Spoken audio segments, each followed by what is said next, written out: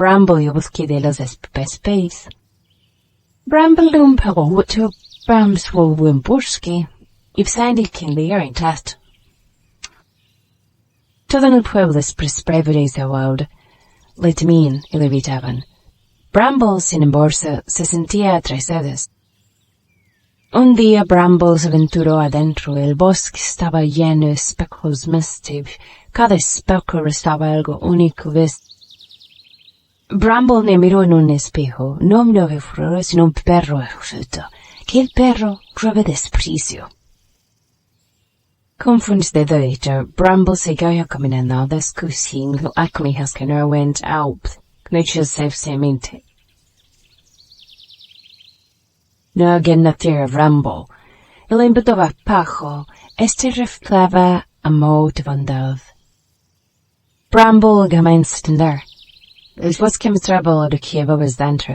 El desprecio era solo un reflejo suyo. A medida que Bramble aceptaba el amor, el bosque cambiaba. Los ojos oscuros se aclaraban. Los animales lo acogían. De Bramble oyó un espejo que revolver de valiente cada vez que el desprecio había desaparecido. Finalmente Bramble se siempre paz, el bosque no ha despreciado, el wine aún no de beber tremble. Bramble regresó al pueblo, contó y del boca de los propios en su mind mans rodea al plot.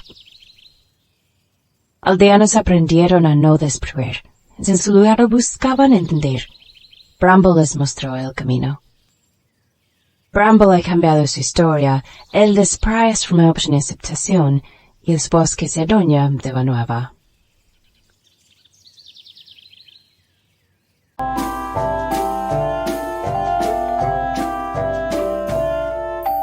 Descárgalo ahora y descubre nuevas historias cada día.